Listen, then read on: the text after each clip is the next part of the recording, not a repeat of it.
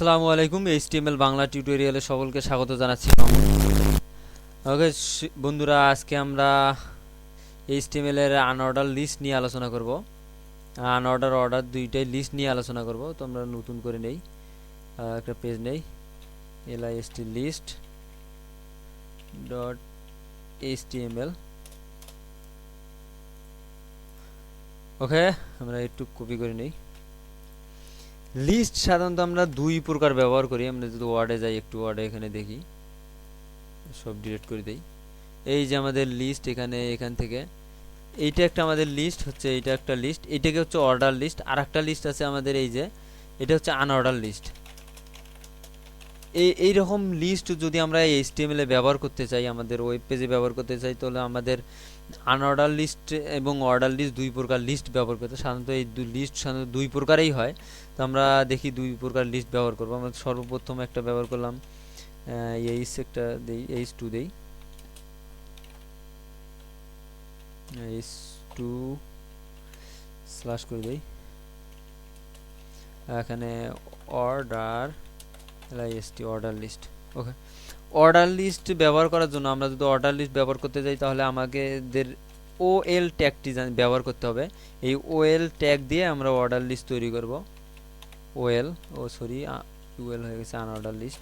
OL OL দিয়ে আমরা order list তৈরি করব। এবং অর্ডার লিস্ট যেমন আমরা ওয়ার্ডে একটু লক্ষ্য করি, এটাতে এখানে প্রত্যেকটাই একটা করে লাইন, যেমন এই লিস্টে 4টা লাইন আছে, এই লিস্টে 4টা লাইন আছে। আমরা প্রয়োজনে একাধিক লাইন বাড়াতেও পারি।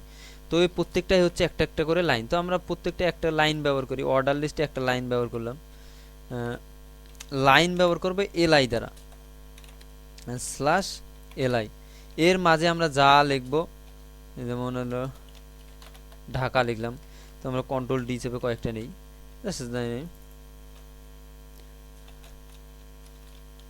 রংপুর,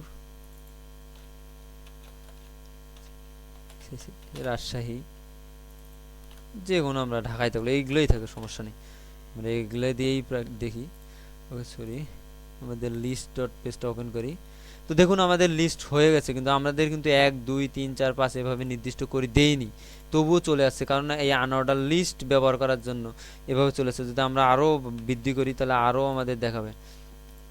তো এই হয়ে গেল আমাদের অর্ডার লিস্ট। কিন্তু অর্ডার লিস্টে আমরা বিভিন্ন প্রকার ব্যবহার করতে পারি। অনেক সময় অর্ডার লিস্টে আমরা রোমান সংখ্যা ব্যবহার করতে পারি। সেখানে জাস্ট আমরা যদি রোমান সংখ্যা ব্যবহার করতে চাই, জাস্ট এইটুকু আমরা কপি করে দেখি। এটাতে আমরা একটু ছোট করে নেই, তাহলে আমাদের সুবিধা হবে। এইখানে আমরা টাইপ দিয়ে দেই,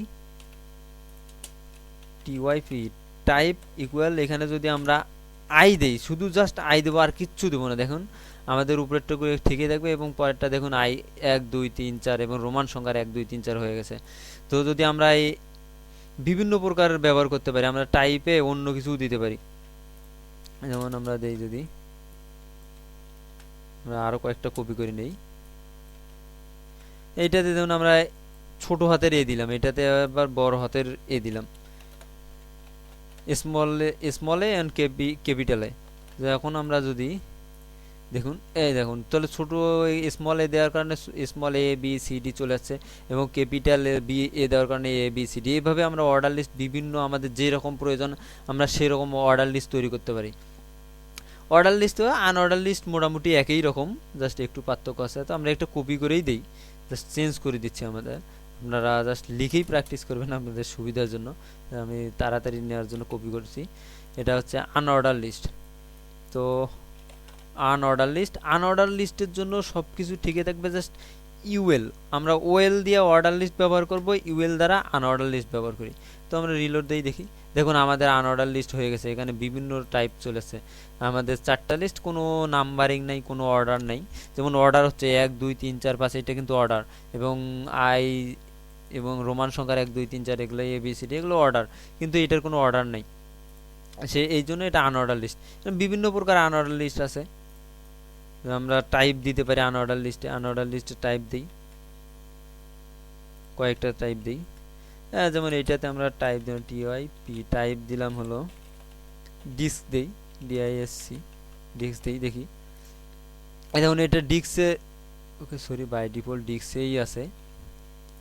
সার্কেল দেই, CIRCLE, circle. By default disk থাকে এখানে, এবং সার্কেল দেওয়ার কারণে দেখুন আমাদের সার্কেল দেখাচ্ছে। যদি আমি স্কোয়ার দেই, স্কোয়ারও ব্যবহার করতে পারি এখানে। টাইপ TYPSQURE,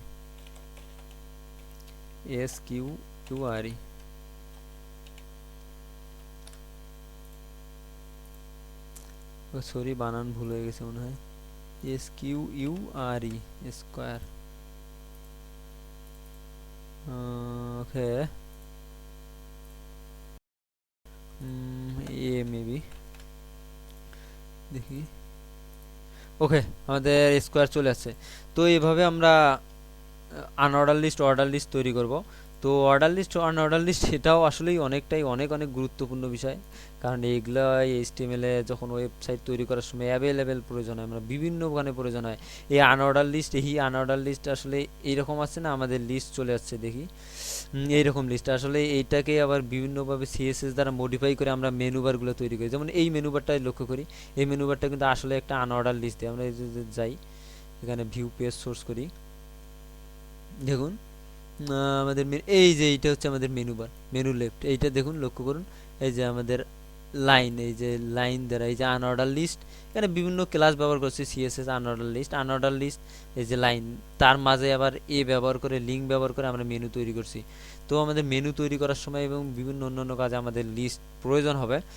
তো আপনারা এগুলো ভালো করে প্র্যাকটিস করবেন। ওকে, ধন্যবাদ সবাইকে, আল্লাহ হাফেজ।